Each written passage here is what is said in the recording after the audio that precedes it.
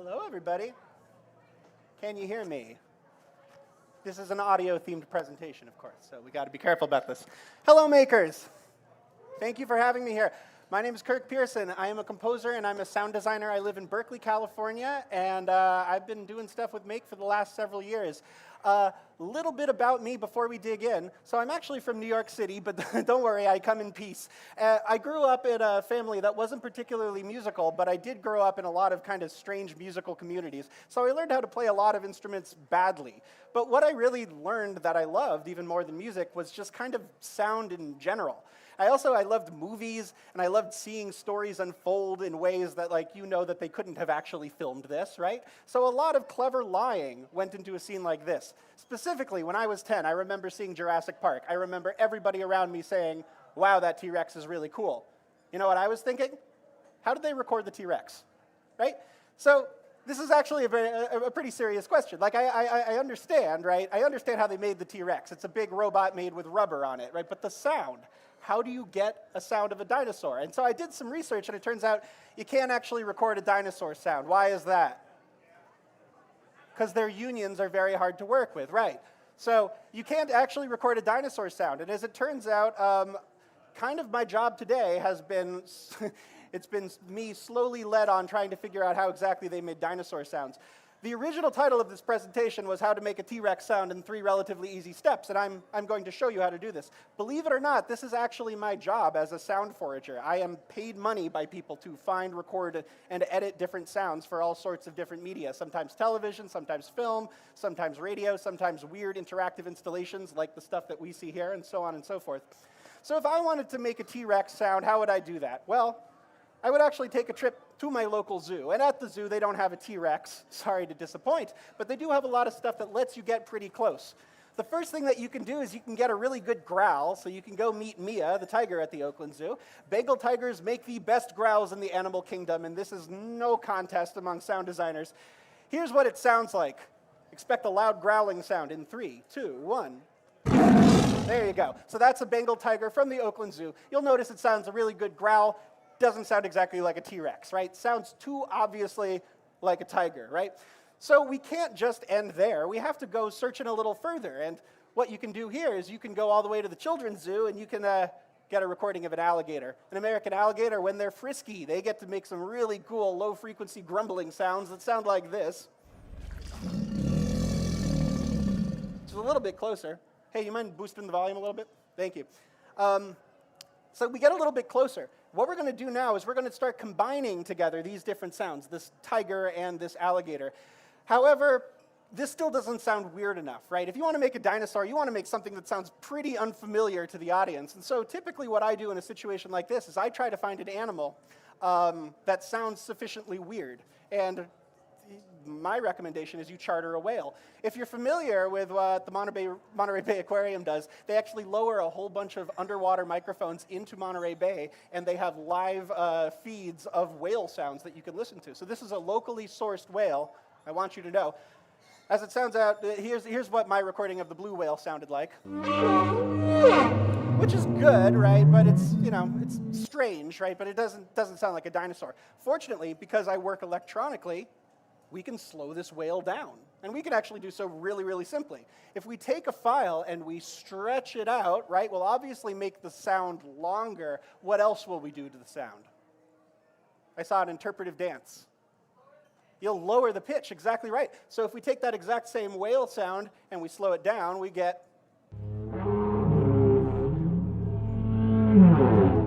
something that sounds a little bit stranger. So these 3 sounds together, the tiger, the gator, the whale. If you take an audio editor, you line them all up, we will get a sound that sounds like.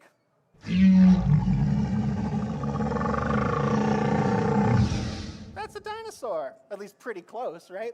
So my love of sounds actually took me to music school, weirdly enough, out in Ohio. This here is the Buckeye, the Ohio State candy, if you're not familiar. And while I was in music school, I had to go through all the standard classes where you write for orchestra and stuff like that. But my interest was much more in building my own musical instruments and writing pieces for those. So this here is one that I built. This one's called the vientophone. In Spanish, what does viento mean? ¿Cómo se dice? Viento is wind. So this is a string instrument that's actually played when a strong gust of wind goes through it, and it sounds kind of like this.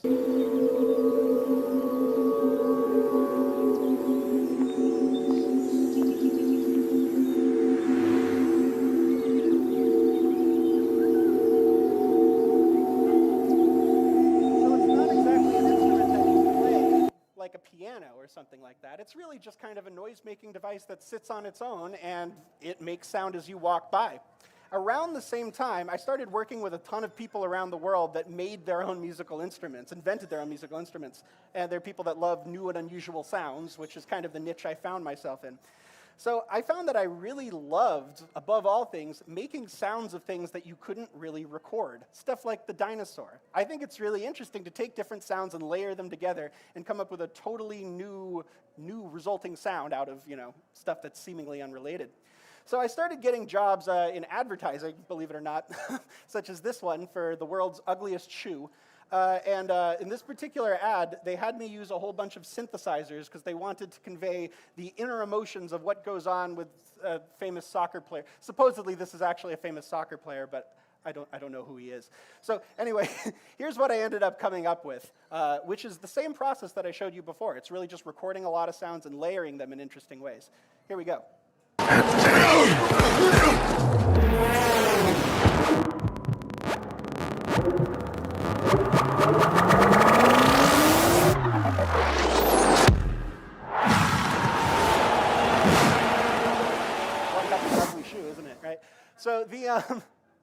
So the process for doing a lot of these things isn't exactly what I envisioned it was when I was growing up, right? I thought that it was like someone meticulously rehearsing something and playing it alongside a video. No, really how a lot of sound design works is you record a whole bunch of little tiny sounds and then you collage them together in a creative way. So after I went to music school, I moved out to California, where I am here today with all of you. And since 2018, I've been running Dogbotic, which is a company that makes weird and strange sounds for weird and strange people. So a lot of the time, an artist or a company comes to us and they ask us to make a sound for their project. And then we spend a lot of time experimenting with different materials, different objects, to come up with something that sounds appropriate. I particularly love working with animators because, unlike with a live-action movie, with an animation, no sound is actually recorded, right? 100% of the sounds in an animated film you have to come up with, if that's recording them or making them yourself, right? It's kind of cool that, like, when you watch an animated movie, you don't expect the laws of physics, right, to work in the same way that they do in the real world. You also don't expect, like, social conventions to work the same way they do in the real world. So as a sound designer working with animation, you kind of get to create the universe from scratch. You get to completely start out with a blank slate and then say, no, this is the kind of sound that this particular gesture would make.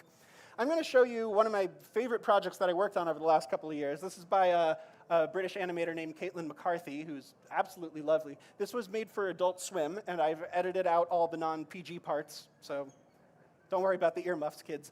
What I'm going to do, I'm going to show you maybe 40 seconds or so of this little animation, and then I'm going to break it down and show you how we made the sound for it. So here we go.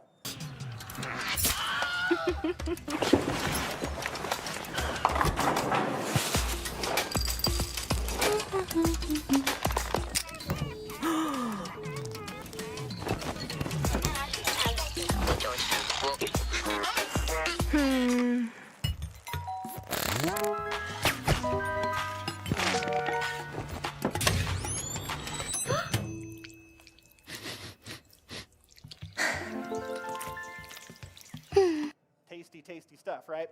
So here is a brief, I tell you, 5-second cut down of the thing you just saw. This is a single shot, and I'm going to break down how we recorded the sounds for this. It's this.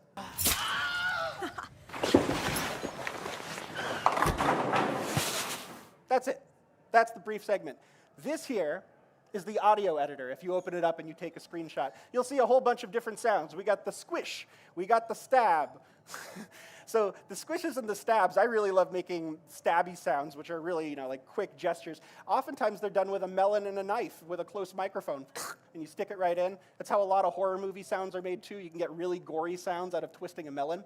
The Wilhelm scream is is anyone familiar with the Wilhelm scream? Inevitably, right? The Wilhelm scream is a ridiculous sound effect that started to be used by Skywalker Sound, not too far from here in the early 80s. It's a ridiculous scream. It doesn't sound anything like a scream, but people like it so much because it sounds so weird that now sound designers just hide it as an in-joke. So that's in here. I got the recording of me sliding a pallet of wood across the floor, breaking a glass, and also a bowling alley. The pins getting hit by a bowling ball. Couple that with some leather sounds for the shirt, and then I have a car braking right at the end. So what's kind of fun about this, because again, it's animation and none of these sounds actually exist, is I can use particularly colorful things like a bowling alley or a car braking to represent what a human does. Let's see if you can catch the sounds. Here are the sounds without picture.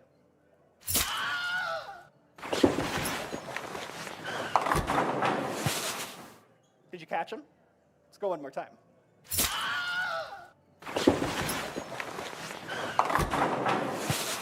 Here's the exact same thing with picture.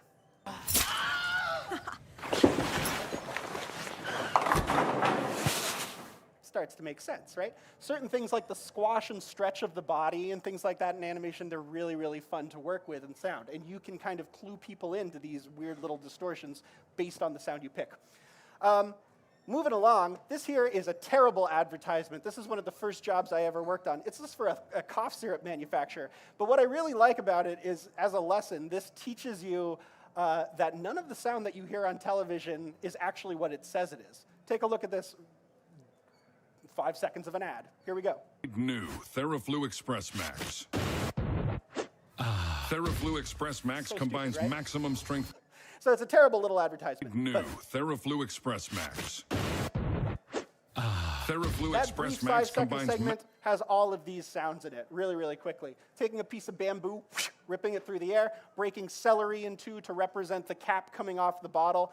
The sound of a cough syrup bottle going onto the table, not very exciting. The whole point of advertising is to lie to you and to tell you that this thing is not only going to cure your cold, it's going to bring your ancestors back, right? So the sound of putting a cough syrup bottle on the table doesn't cut it. Instead, we need a firework, a clang, a rocket launcher, and an artillery shot. I kid you not, that's actually the sound of the cough syrup bottle.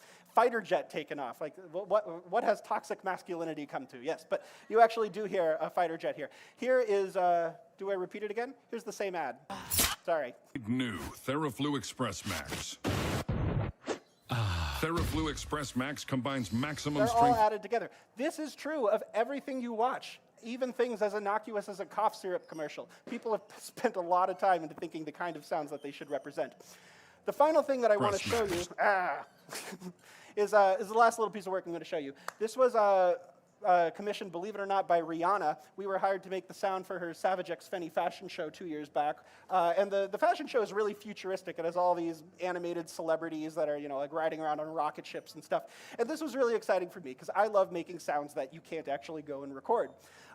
So I'm going to show you this little segment here.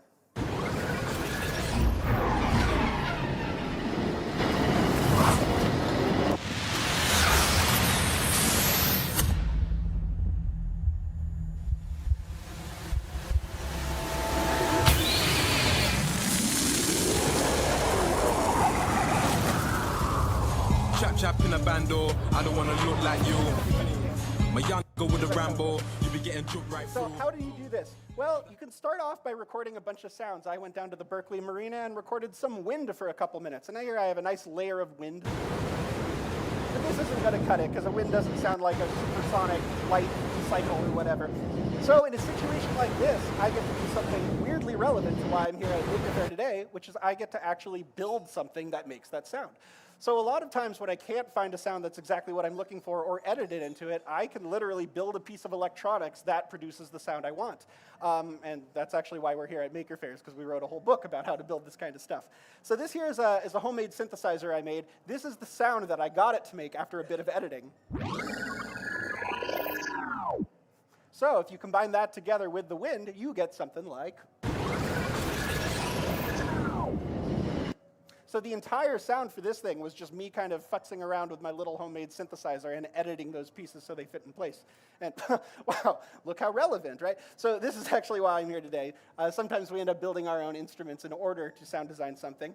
And we do this so often that we started writing a whole book about it. We started teaching workshops virtually over the pandemic, which we still do, where we send you a big box of parts and then we show you how to put together a synthesizer or something like that. But it's kind of, thanks in part to Make, it's kind of blossomed into its whole new thing. So really, at the end of the day, we made Dogbotic in order to meet people like you. Thank you all for coming to this talk. We really do love meeting makers. We love learning about the kinds of things that you're making. We also love learning about the ways that you're abusing and misusing technology for creative gain, because that's really a lot of what we do. We try to find new musical uses for apparently non-musical tools, and we find that that is a really, really great way to get sounds that you haven't heard of, and also, yeah, it just makes your job more interesting. I always think a job is more interesting if I actually get to go someplace or make something to really make it special. So yeah, you can absolutely come take a workshop with us, or come say hi in Coal Shed 4, where we have a whole bunch of things that we've built and you can play around with. And I am almost at 50 minutes. Wow, I'm 3 minutes shy. I did it. Hooray! Thank you so much for coming. We have a couple minutes for questions. Awesome. Thank you, Kirk. Yeah, we have plenty of time for questions if people have questions. Raise your hand and I'll come give you the microphone. All right. Not sure if this is the most direct route, but this is what we're doing. Yeah, this is a bit of a nerdy question, but in Star Trek Next Generation, you have those computer sounds when people are operating the consoles. You know what I find funny about that is that if that actually existed, that's the first system preference you would disable on your computer, is if it made those sounds. But yeah, please, go on. Well, I was curious what your imagination would be of how they create those sort of sounds. Oh, geez, I don't know. I think the thing that you learn as a sound designer is that there are many ways of making a similar sound. So truthfully, I don't know the answer. But there are a lot of kind of standard synthesizer tricks that you can do to make something that sounds like a beep-boopy computer. And one of the greatest is called sample and hold, which is where you have a noise source and you start sampling the voltage values of that, and then you use that to play a little random melody, which famously is how R2-D2 was created. R2-D2, which was made 10 miles away from here, 25 miles away from here. A little bit further. Anyway, but the sound of R2-D2 is actually a person talking into a microphone. The microphone is going into a synthesizer, and it's changing a voltage level. And then that's being sampled and held. So you actually had a person saying dialogue for R2-D2 that was then turned into something completely non-language related. Awesome. Who else has a question? Raise your hand, and I'll come to you. There we go. It doesn't have to be about sound. I know can a be lot about anything. Dinosaurs. Well, my question is about sound. Oh, what do you know? Well, so when you show those videos and those clips, I kept thinking back and I see commercials and I think these sounds, and it just fits. We don't even give it a second thought of what was going into it. How do you see something with no sound, or get told something even descriptively, and I want to say the word visualize, but in your mind's ear. Yeah. How do you decide what you want it to kind of sound like, or do you just get a bunch of samples of stuff and see what fits? There's a lot of trial and error. Okay. Right? So pretty much my first attempt at something rarely actually makes it.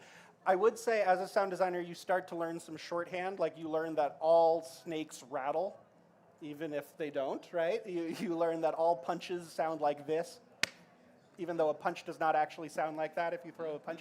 Right, so you learn that you have particular proclivities as an audience, the kinds of things that you hear and what you associate with them.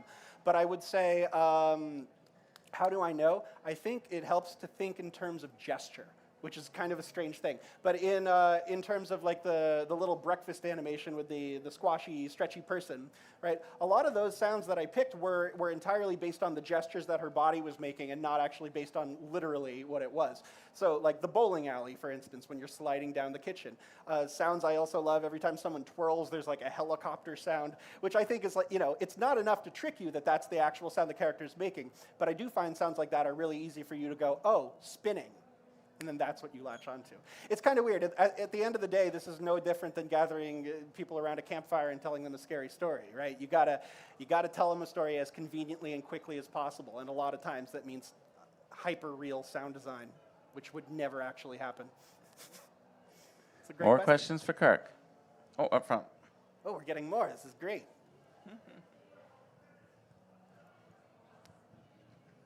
Can you still enjoy going to movies? This is such a good question. I really love that question. I do still enjoy going to the movies. I have noticed, though, when I see a sound effect that's done poorly, I go, or when I hear a bird, and I'm like, that's not the right bird, or something like that. So that totally, that takes me out of the moment. A thing that I would notice that I have seen more often than not is there are sample packs that you can buy as a composer that do any number of things. And one that I found is like every single slasher movie uses this one particular sampler pack. So a bloody thing comes out and I go, nah, that's string tremolo number 42. You can't fool me. So stuff like that. So this is, I think, kind of like part of the Dogbotic methodology is like we really do try to encourage you to go and make your own sounds because nothing takes you out of the moment faster than realizing, oh, I know where that came from. Artisanal sound effects. Artisanal sound. Mais oui. So, sorry. I was curious. Please. What is the most interesting or your favorite or the weirdest thing you've ever used to make a sound effect? This is, gosh, I was so worried this question was going to come up when someone asked, what was your best idea to the last speaker. Sounds that I love a lot. I love orchestra's tuning. I love sonar pings. I love the sound of bubbles. This makes it into every advertisement I've ever worked it on. It's just a weird sound I do with my mouth. The best sound I ever recorded, this I do have a back pocket answer for. There is an amusement park in Berlin called Spree Park, which has been totally abandoned because in the 90s it was found out that the guy who ran the amusement park was like smuggling cocaine in the merry-go-round or something like that. So the park shut down, sorry. All right, keep it PG. Right, so the park shut down, but the Ferris wheel, for some weird reason, it's not on brakes. So a strong wind comes and this whole Ferris wheel starts turning. And I went into Spree Park with my microphone set up and I recorded this. It sounds like the howling of 1,000 demons. It's the creepiest sound I've ever heard. But I do hide that as in background tones for like moments where there's, angst or terror or something like that. Still got time for a couple more questions. What do you think about other people's generated sounds, like, say, the THX noise? Oh, I love the THX noise. Who doesn't love the THX noise? Well, maybe some people. The THX noise is kind of like you might be familiar with this, but this is like a gold standard of a lot of electronic sound design, and it was incredibly expensive to create when they actually made it. So you can go online and you can look up the score for the THX theme about we're going to tune all these oscillators here, and then we have them diverge. But yeah, it clears my sinuses out every time. We got a couple minutes, Kirk. Do you want to try and recreate the THX sound in real time? No, just kidding. Sure, but we all got to do it together. Okay, so here's how we do it. Okay, we're divided down the middle. We're all going to start low rumbly, and then what I'm going to do, when I point to your half of the room, you're going to follow my hands and go up in pitch. All right, you ready? And then we will all do this perfectly, and then we will get a lawsuit from Lucasfilm. All right, you ready? There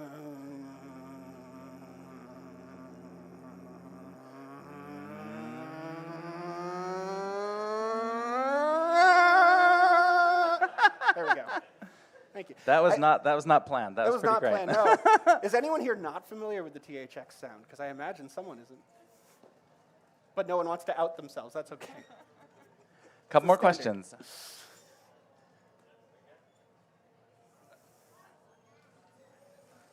Hey, do you hear this sound? Coming from, wait, right now? Right. Yeah. The Yeah. ropes and Yeah. What does it sound like to you? Well, it might sound pretty similar to how it sounds to you, but I think what I'm trying to think of a good answer to that. I think I can come up with ways of repurposing sounds, and I feel like that's kind of what my profession has led me to. Sounds of ropes, I think, are great. They're great for connoting something stretching. So if you ever have something that stretches a little too far, a twisty rope, it's a great sound for that, and it immediately convinces you that you're listening to something precarious that might snap at any second. The tent sounds, tent flaps are really great. I've made a lot of like windy, stormy sounds out of tent flaps. If you put them through a filter, get rid of a lot of the high frequency, you get really good kind of sounds like that. So, yeah, but I mean, what I do is not magic. Anyone can do this. I just, I had a little head start. But. Any last questions? All right, and Kirk, that's your Instagram on the page, but Yeah, you're that is also in the Dogbotic's Maker Shed. Instagram, but yeah, come by Maker Shed. You can buy our book, and you can help me pay my rent.